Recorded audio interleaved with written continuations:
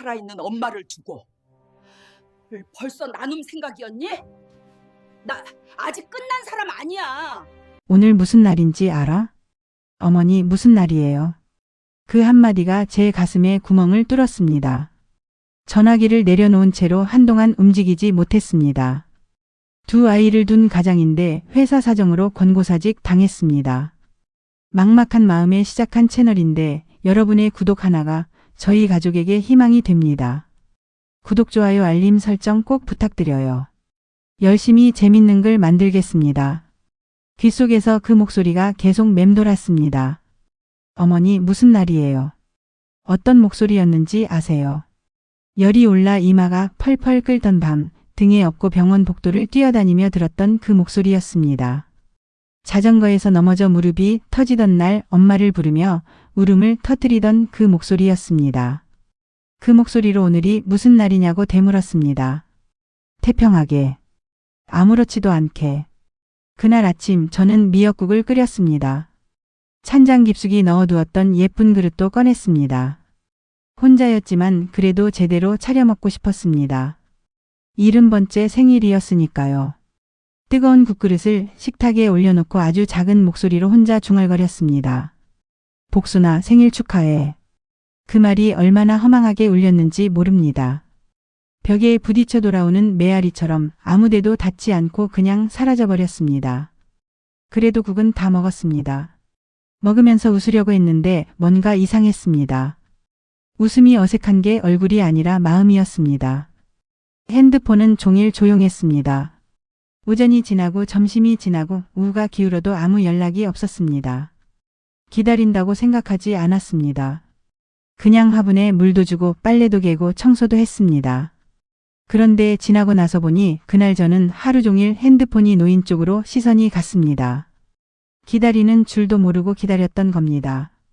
사람이 원하는 게 있을 때 그게 얼마나 티가 나는지 정작 본인만 모른다는 것을 그날 알았습니다. 저녁 6시가 넘어서야 제가 먼저 전화를 걸었습니다. 전화기 너머로 숟가락 부딪히는 소리, 그릇 소리가 났습니다. 가족끼리 저녁을 먹고 있는 소리였습니다. 저는 빠진 채로 그 집은 오늘도 따뜻하게 돌아가고 있었습니다.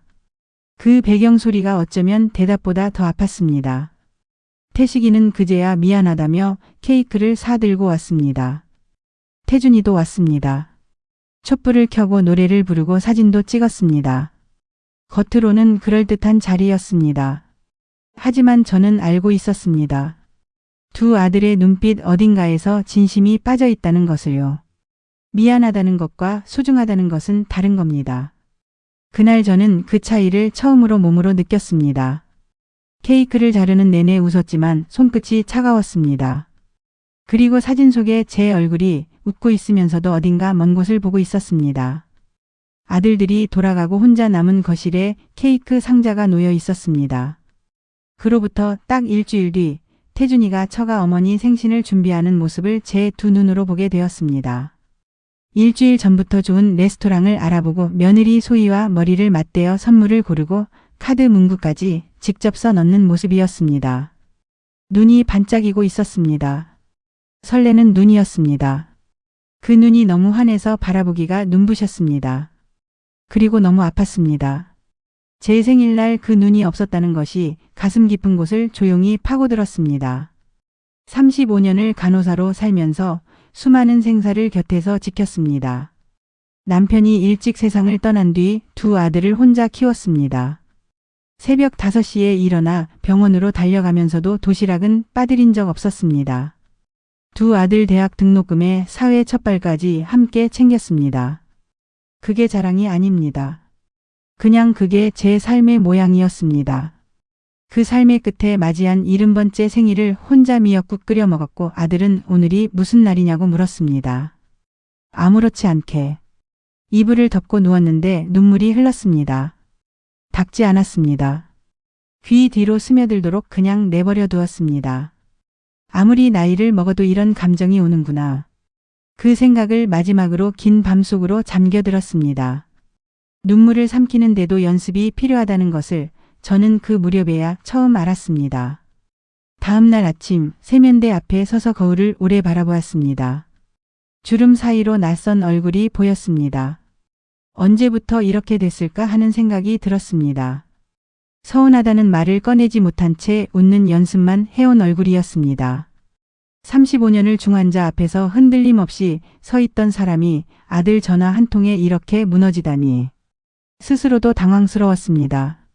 그런데 한편으로는 당황스러운 것조차 사치 같아서 그냥 물로 세수를 하고 밥을 지었습니다. 움직이면 생각이 덜 나니까요. 사실 꺼내보려고 한 적이 있었습니다. 생일이 지나고 며칠 뒤 용기를 내어 태식이에게 전화를 걸었습니다. 있잖아, 엄마 생일 때 말인데. 그렇게 시작했는데 아들의 대답은 짧았습니다. 에이, 엄마는 별게 다 섭섭해. 그 한마디에 저는 조용해졌습니다. 더 할 말이 없어진 게 아니었습니다. 꺼내봐야 받아줄 자리가 없다는 걸 알아버린 겁니다. 그래서 다음부터는 꺼내지 않았습니다. 느끼되 말하지 않는 것, 그게 제 방식이 되었습니다. 그게 현명한 건지 비겁한 건지는 지금도 모르겠습니다. 삼키는 것도 처음엔 어색했는데 금방 익숙해졌습니다. 명절에 큰며느리 선영이가 식사 내내 제 말은 흘려듣고 휴대폰만 들여다보아도 삼키고 아들 둘이 식탁에 앉아 자기들끼리만 이야기를 나누어도 삼키고 한 달, 두 달 연락이 없어도 삼켰습니다. 삼키다 보면 무뎌질 줄 알았습니다. 무뎌지면 편해질 줄 알았습니다. 하지만 그게 아니었습니다. 삼킨 것들은 사라지지 않았습니다. 어딘가에 조용히 쌓이고 있었습니다.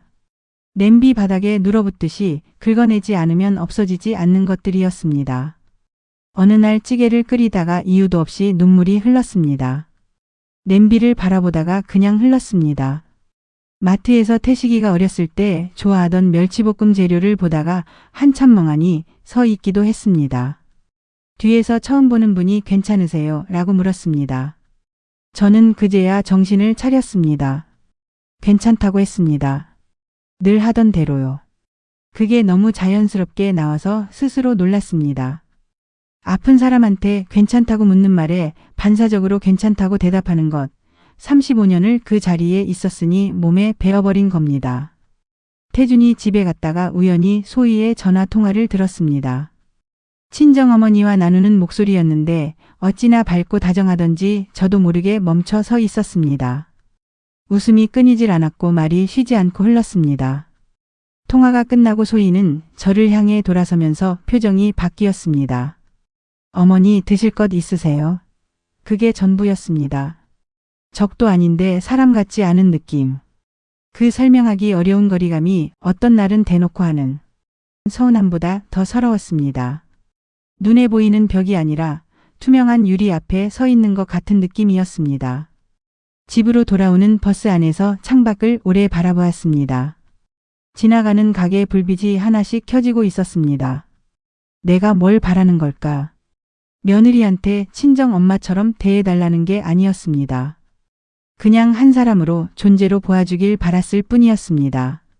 그게 욕심인지 아닌지 아무리 생각해도 답이 나오지 않았습니다. 몇 달이 그렇게 흘렀습니다. 삼키고 웃고 또 삼켰습니다. 말수가 줄었고 혼자 밥 먹는 날이 늘었고 화분에 물을 주고 뉴스를 보다 잠드는 것이 하루의 전부가 되어갔습니다. 이대로는 안 된다는 걸 알면서도 어디서부터 무엇을 바꿔야 할지 몰랐습니다. 그 막막함이 가장 짙게 몰려오던 어느 날 저는 동네 복지관 봉사 신청서를 손에 쥐고 있었습니다. 정확히 어떤 마음으로 그 종이를 들었는지는 지금도 잘 모르겠습니다. 다만 더 이상 이 자리에 가만히 있으면 안 된다는 것만큼은 알았습니다. 복지관 문을 처음 열고 들어선 날을 지금도 선명히 기억합니다. 특별한 각오가 있었던 것은 아니었습니다. 단지 집에만 있으면 생각이 너무 많아졌습니다. 35년을 새벽마다 병원으로 달려가던 몸이 갑자기 멈추고 나니 오히려 더 어색하고 더 무거웠습니다.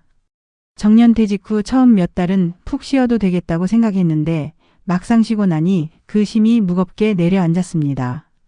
뭐라도 해야 했습니다. 사람이라도 만나야 했습니다.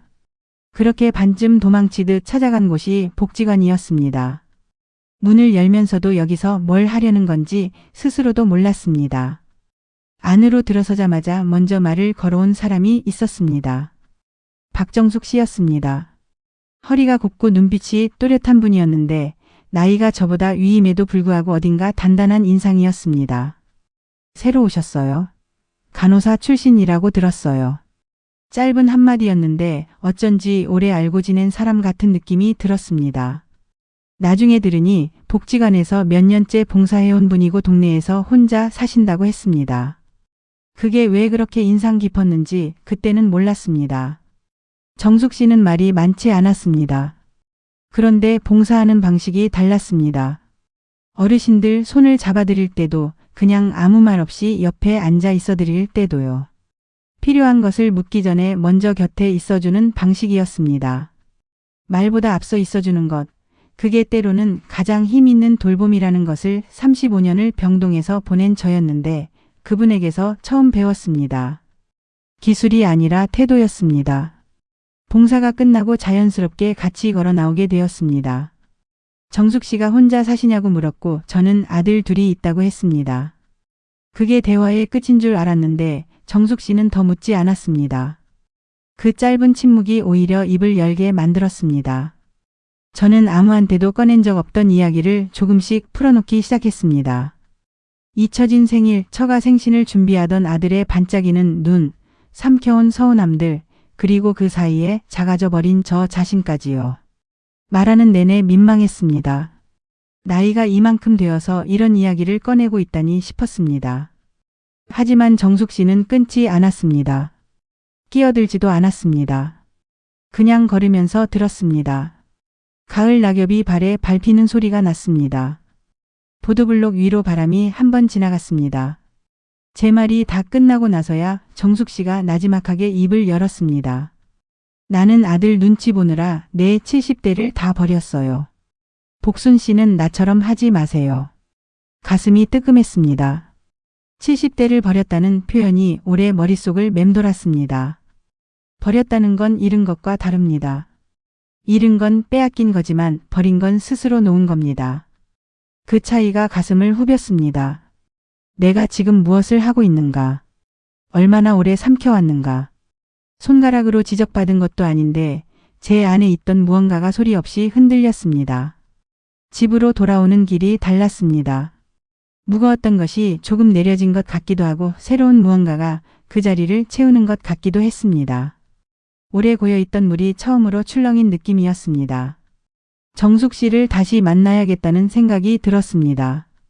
그분 옆에 있으면 아직 늦지 않은 것 같다는 기분이 들었으니까요. 그 기분이 얼마만인지도 몰랐습니다. 오래 닫혀있던 것이 조금씩 열리는 것처럼 그날 밤은 오랜만에 빨리 잠들었습니다. 모르는 게 나을 때가 있습니다. 그날 이전까지의 저는 분명 그랬습니다. 복지관 봉사를 시작하고 한 달이 넘어갈 즈음이었습니다. 장을 보고 들어오다 엘리베이터 앞에서 황 선생을 마주쳤습니다. 같은 층에 10년 넘게 살아온 이웃이었습니다. 인사를 받는 얼굴이 좋지 않았습니다. 할 말이 있는데 망설이는 사람의 표정이었습니다. 마트 봉투를 든 채 저는 그 표정을 바라보았습니다. 복순 씨, 내가 해야 할 말인지 모르겠는데. 그 시작이 이미 심상치 않았습니다. 그런 말머리는 항상 좋은 이야기가 아닙니다. 황 선생이 전한 말은 이랬습니다. 큰아들 태식이가 지인 모임에서 어머니 집 명의를 이전받아야겠다는 말을 하고 다닌다는 것이었습니다. 그리고 작은아들 태준이는 아파트를 팔아서 반씩 나누어야 한다고 했다는 것이었습니다. 두 아들이 각자 다른 방향의 계산을 가지고 제 등 뒤에서 이미 움직이고 있었다는 겁니다. 그것도 꽤 오래전부터요. 마트 봉투가 바닥에 닿을 뻔했습니다. 손에 힘이 빠졌습니다. 그 아파트가 어떤 집인지 아세요? 35년을 새벽마다 출근해 번 돈으로 조금씩 모아서 겨우 마련한 집이었습니다. 태식이 대학 등록금 보내고 태준이 식당 차릴 때 목돈 보태주고 그러고도 남은 돈을 끝끝내 모아서 장만한 집이었습니다.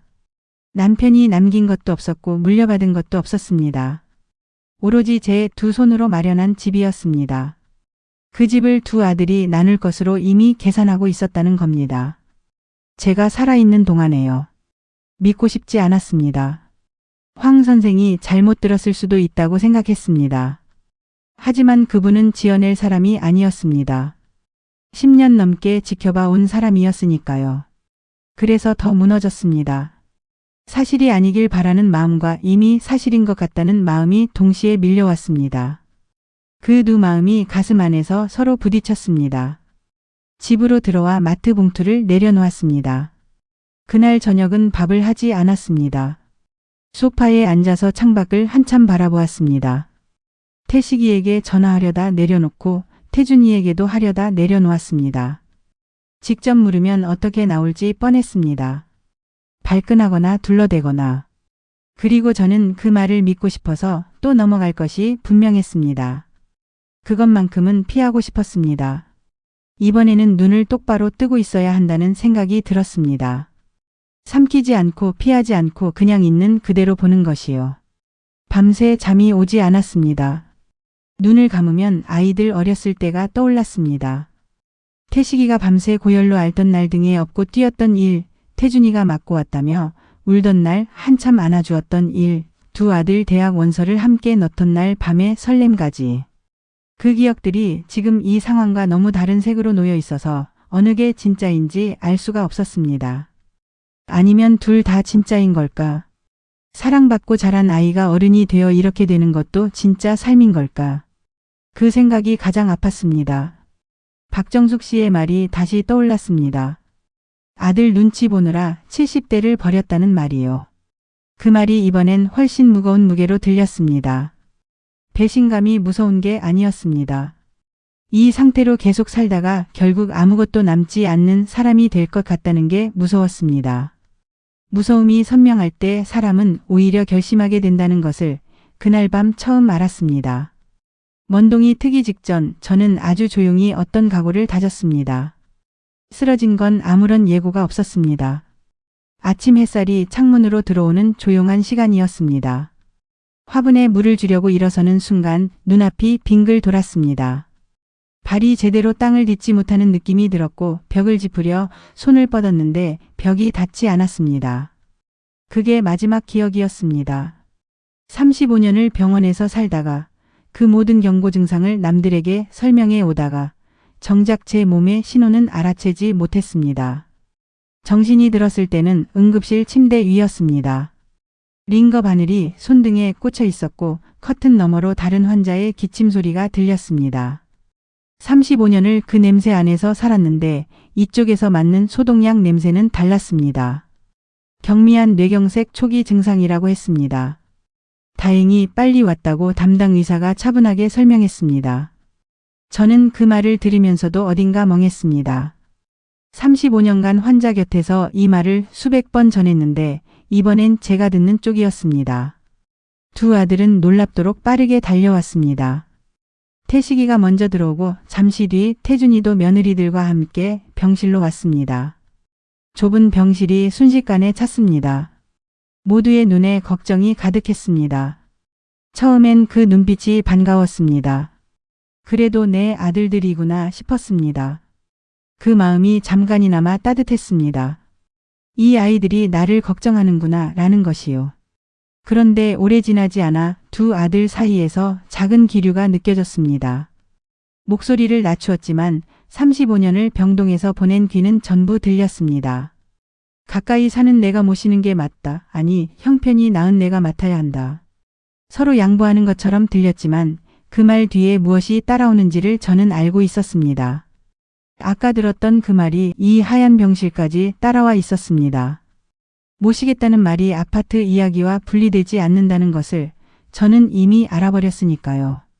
눈을 감은 채로 두 아들의 목소리를 들었습니다. 억울한지 슬픈지 화가 나는지도 모르겠었습니다. 그냥 아주 멀리서 이 장면을 내려다보는 것 같았습니다. 40년을 가장 가까이서 살아온 아이들인데 이 순간 이렇게 먼 거리가 느껴진다는 것이 이상했습니다. 한 번도 이렇게 차갑게 내 아이들을 본 적이 없었는데 이 하얀 병실에서 처음으로 그렇게 되었습니다. 이 차가움이 미움인지 아니면 오래된 그리움이 다른 얼굴을 하고 있는 건지도 알 수 없었습니다. 그때 조용한 노크 소리가 났습니다. 박정숙 씨였습니다. 꽃도 없이 과일도 없이 손도 빈 채로 왔습니다.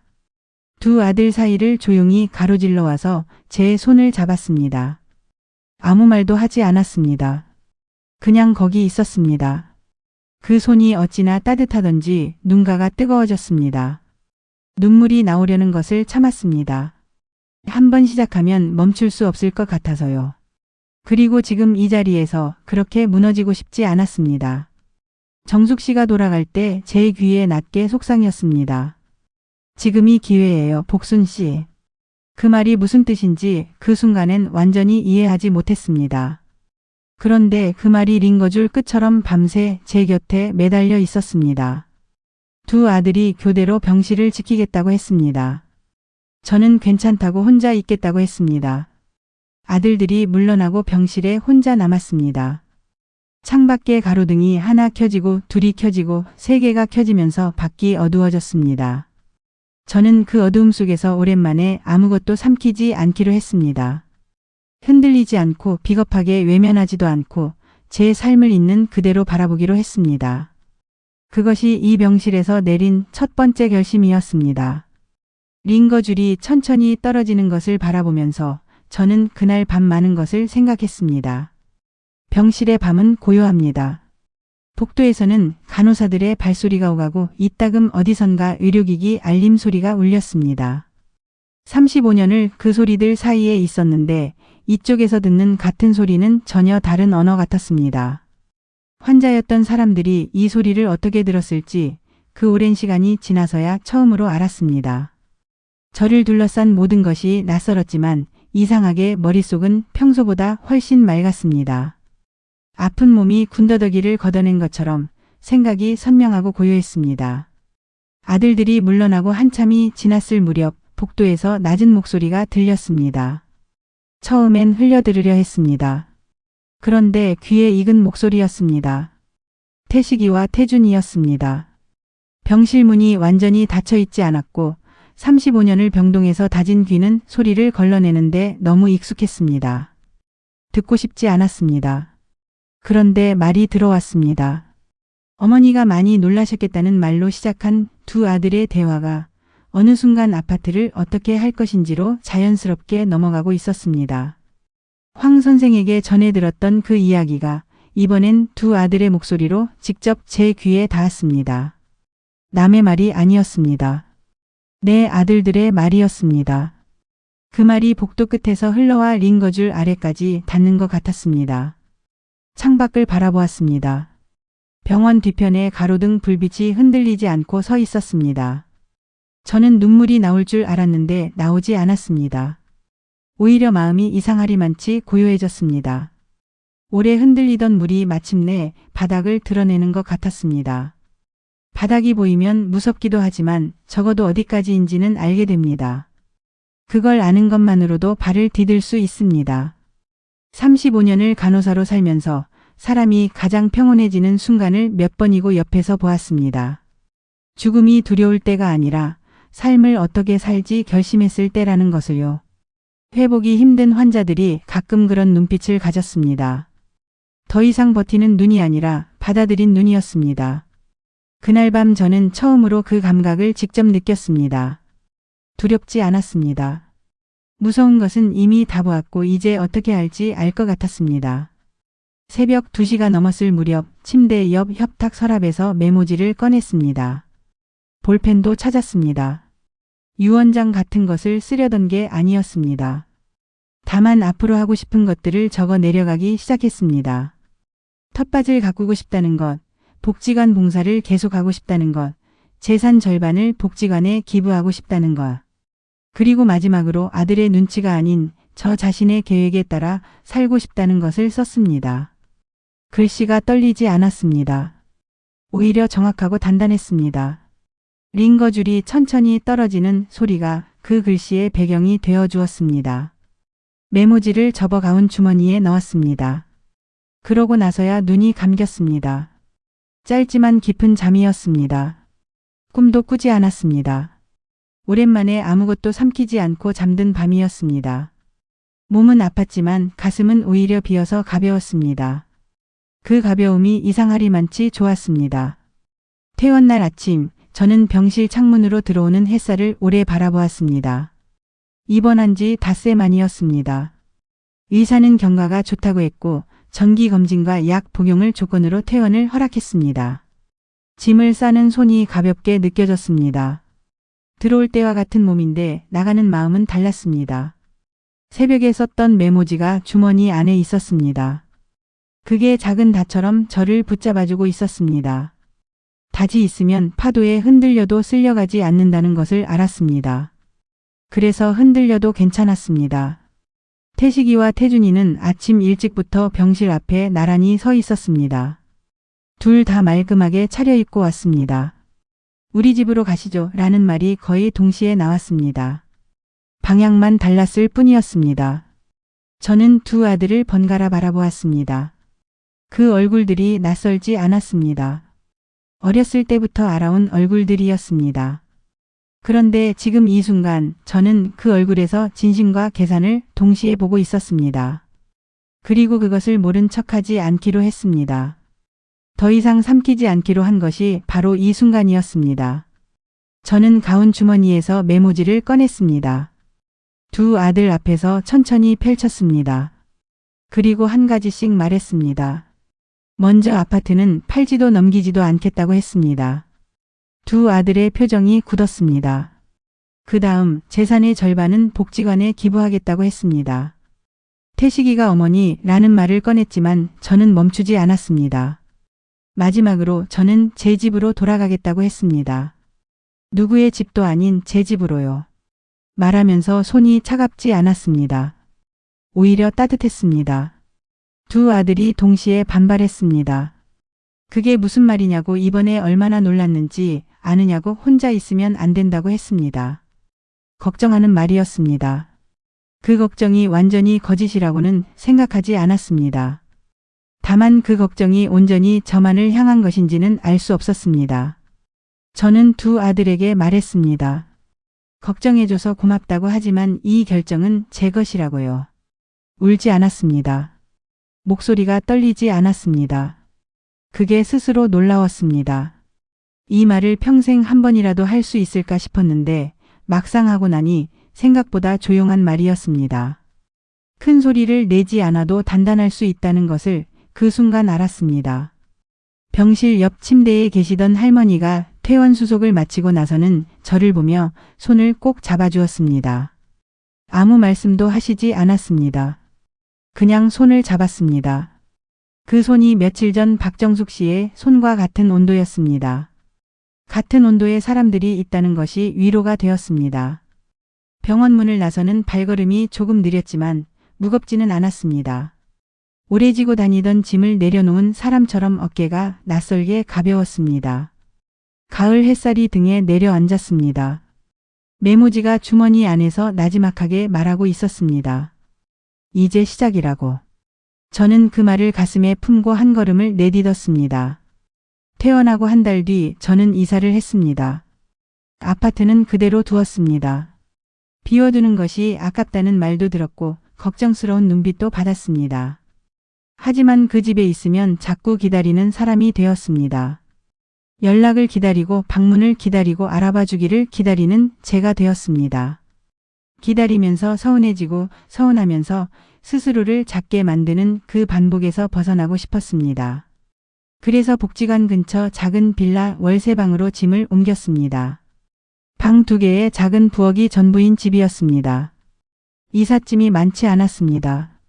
놓아야 할 것을 알게 되니 짐도 자연스럽게 가벼워졌습니다. 이삿날 저녁 처음으로 혼자 밥을 차렸습니다.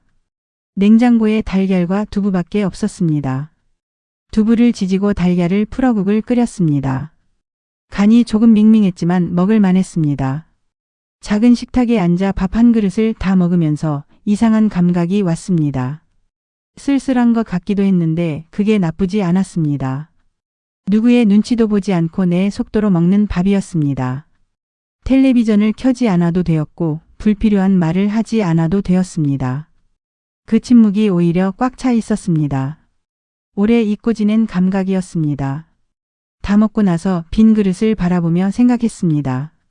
내가 언제부터 밥 한 끼를 이렇게 오롯이 먹어본 적이 없었을까라고요. 박정숙 씨가 며칠 뒤 찾아왔습니다. 들어오자마자 창문부터 열어 햇볕을 들이더니 텃밭 이야기를 꺼냈습니다. 복지관 근처 주말농장에 작은 구획을 임대할 수 있다고 했습니다.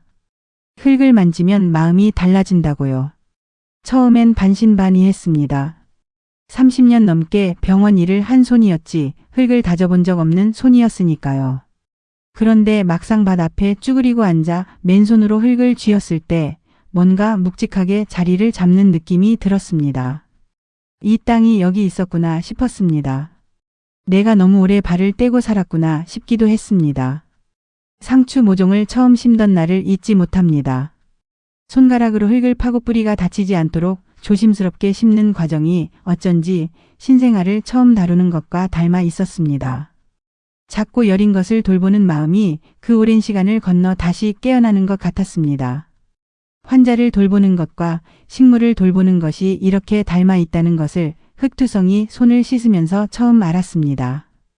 복지관에도 정식 봉사자로 등록했습니다. 간호사 경력을 살려 어르신들 건강 상담을 맡게 되었습니다. 혈압을 재드리고 약 복용 방법을 설명해드리고 손을 잡고 이야기를 들어드리는 일이었습니다. 그 일이 어쩌면 제가 세상에서 가장 잘하는 일이었습니다. 35년을 그 자리에 있었으니까요. 다만 이번엔 급여가 아니라 마음으로 하는 것이 달랐습니다.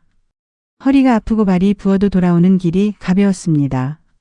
집으로 돌아와 작은 방 창문으로 들어오는 저녁빛을 바라보면서 저는 이 삶이 좋다는 것을 처음으로 분명하게 느꼈습니다. 두 아들을 기다리던 그 집에서는 한 번도 느끼지 못했던 감각이었습니다. 봄비가 내리던 날 오전이었습니다. 텃밭 비닐하우스 안에서 상추 잎을 솎아내고 있었는데 핸드폰이 울렸습니다. 태식이었습니다. 이사하고 나서 오는 첫 전화였습니다. 반년이 지났습니다. 그동안 문자가 두어 번 왔었습니다. 잘 지내시냐는 말, 연락해도 되냐는 말이었습니다. 저는 답하지 않았습니다. 매몰차게 끊으려 한 것이 아니었습니다. 다만 그 연락에 답하면 다시 기다리는 사람이 될 것 같았습니다. 연락이 오면 기뻐하고 오지 않으면 서운해하는 사람으로 돌아갈 것 같았습니다. 그래서 조금 더 기다렸습니다. 제가 먼저 충분히 채워질 때까지요. 전화를 받았습니다. 태식이의 목소리가 평소보다 조심스러웠습니다. 저는 잘 지낸다고 했습니다. 거짓말이 아니었습니다. 이야기가 이어졌습니다. 병실에서 어머니가 하신 말씀을 계속 생각했다고 자신이 잘못했다고 했습니다. 그 말이 진심처럼 들렸습니다. 그 순간만큼은요. 그런데 잠시 후 목소리가 본론으로 갔습니다. 그래도 아파트는 너무 비워두는 것 아니냐고 한 번만 더 생각해 달라고요. 사과와 본론 사이의 거리가 너무 짧았습니다. 저는 조용히 전화를 끊었습니다. 화가 나서가 아니었습니다. 분노가 있었다면 오히려 더 많이 말했을 겁니다. 그냥 이 전화의 무게가 어디에 있는지 알았고 그 무게에 끌려가지 않겠다는 것을 알고 있었습니다. 핸드폰을 주머니에 넣고 다시 상추 잎을 솎았습니다. 손이 흔들리지 않았습니다. 그게 스스로 놀라웠습니다. 한때는 그 목소리 하나에 온종일 마음이 흔들렸는데 이제는 달랐습니다. 반년이라는 시간이 무엇을 바꾸어 놓았는지 말로 설명하기가 어렵습니다. 텃밭 흙이 손바닥에 익은 것, 이웃 어르신들과 나눈 수백 번의 대화, 복지관에서 함께 마신 따뜻한 보리차 한 잔, 복지관 아이들이 반찬을 맛있게 먹었다는 이야기를 전해 들었을 때의 보람. 그 작고 소소한 것들이 쌓여서 저를 채웠습니다. 아들들이 비운 자리를 억지로 메운 것이 아니었습니다. 다른 종류의 따뜻함이 그 안에 들어온 것이었습니다. 동네 슈퍼에서 이따금 두 아들 소식을 듣기도 했습니다. 태식이가 회사에서 승진했다는 이야기, 태준이 식당이 잘 된다는 이야기요. 예전에는 그런 소식이 복잡하게 들렸습니다. 기쁘면서도 왜 나한테는 직접 얘기하지 않느냐는 마음이 따라왔습니다. 그런데 이제는 그냥 잘 됐구나 싶었습니다. 아무것도 섞이지 않은 담담한 마음이었습니다. 그 마음이 차갑지 않고 오히려 가볍다는 것을 알게 됐을 때 저는 내가 많이 달라졌다는 것을 비로소 느꼈습니다. 내려놓는다는 게 포기가 아니라는 것도요. 내려놓은 자리에 다른 것이 들어올 수 있다는 것을 그제야 알았습니다. 봄비가 하우스 천장을 두드리는 소리가 났습니다. 상추잎 위로 물방울이 맺혔습니다. 저는 그 물방울을 손가락으로 닦아주면서 이 순간이 충분하다고 생각했습니다. 봄이 오면 텃밭에 새싹이 먼저 납니다. 제가 심은 씨앗에서 처음 싹이 올라오던 날 아침을 잊지 못합니다. 아주 작고 여린 초록이었습니다. 흙을 뚫고 나온 그 작은 것이 어찌나 대견하던지 한참을 쭈그리고 앉아서 바라보았습니다. 이 씨앗이 여기까지 오려고 겨우내 그 차가운 땅 속에 있었구나 싶었습니다. 어느 식물이든 봄이 오면 자기 시간에 맞춰 핀다는 것을 텃밭을 가꾸면서 처음 몸으로 알았습니다. 늦게 피는 것이 잘못이 아니라 그게 그 꽃의 시간이라는 것을요. 이사하고 1년이 지났을 무렵이었습니다. 복지관에서 봄 행사가 열렸습니다. 텃밭 체험 행사였는데 제가 기른 채소 모종을 가져가 아이들과 함께 심는 자리였습니다. 조그마한 손으로 흙을 파고 모종을 심는 아이들을 바라보면서 35년을 환자 곁에서 느꼈던 보람이 다른 모습으로 다시 찾아오는 것을 느꼈습니다. 형태는 달라졌지만 온도는 같았습니다. 이 온도가 제 것이었다는 것을 긴 시간을 돌아서야 다시 알았습니다. 빼앗긴 게 아니었습니다. 잠시 잊고 있었던 것이었습니다. 행사가 끝나갈 무렵 복지관 앞에 익숙한 차 한 대가 섰습니다. 태식이와 태준이가 나란히 내렸습니다. 아이들을 데려오지는 않았습니다. 두 아들만 왔습니다. 저는 아이들 손을 닦아주다가 고개를 들었고 그 모습을 보았습니다. 멀리서 바라보는데 두 아들이 조금 달라 보였습니다. 어깨가 작아 보였습니다. 어릴 때는 제가 그 어깨를 덮어주었는데 이제 어깨가 작아 보인다는 것이 묘했습니다. 다가오는 두 아들을 조용히 기다렸습니다. 먼저 입을 연 것은 태식이었습니다. 말이 길지 않았습니다. 어머니, 우리가 잘못했습니다. 그 말뿐이었습니다. 이번엔 아파트 이야기도 기부 이야기도 꺼내지 않았습니다. 그냥 그 한마디였습니다. 태준이도 같은 눈빛이었습니다. 저는 두 아들을 바라보았습니다. 화를 낼 마음도 없었고 당장 끌어안을 마음도 없었습니다. 다만 이 순간이 진짜라는 것을 느꼈습니다. 이 진심이 아직 남아있다는 것이 다행이었습니다. 저는 이렇게 말했습니다. 너희가 내 아들인 건 변하지 않는다고. 다만 내 삶은 내가 살겠다고. 그게 섭섭한 게 아니라 이제야 제대로 사는 것이라고요. 두 아들이 고개를 끄덕였습니다. 눈물을 보인 것은 태준이었습니다. 저는 손수건을 내밀었습니다. 35년을 그래왔듯이 손수건 하나 내미는 것은 어렵지 않았습니다. 그날 이후로 두 아들이 가끔 찾아왔습니다. 텃밭을 함께 둘러보기도 하고 복지관 봉사를 곁에서 지켜보기도 했습니다. 말이 많지 않아도 괜찮았습니다. 있는 것만으로도 충분한 관계가 있다는 것을 이제는 압니다. 관계는 채우는 게 아니라 허용하는 것이라는 것도요. 그해 가을 복지관에서 연간 봉사 감사패를 받았습니다. 윤복순 봉사상이라고 새겨진 작고 소박한 나무패였습니다. 거창한 것이 아니었습니다. 하지만 그 패를 두 손으로 받아드는 순간 35년 간호사 생활이 이 자리로 이어졌다는 것이 느껴졌습니다. 끊어진 게 아니었습니다. 다른 모습으로 계속되고 있었습니다. 사람을 돌보는 일이 병원 안에서만 끝나는 것이 아니라는 것을 이 작은 패가 말해주고 있었습니다. 매일 아침 텃밭으로 향하는 발걸음이 가볍습니다. 박정숙 씨와 나란히 걸으며 어느 채소가 더 자랐는지 이야기합니다. 두 아들의 연락이 이따금 오고 저는 이제 그 연락을 기다리지 않고 받습니다. 기다리는 것과 받는 것은 다릅니다. 그 차이가 이 작은 방을 훨씬 넓게 만들어 주었습니다. 꽃이 늦게 피는 건 잘못이 아닙니다. 그게 그 꽃의 시간인 겁니다. 저는 이른에 봄이 왔습니다.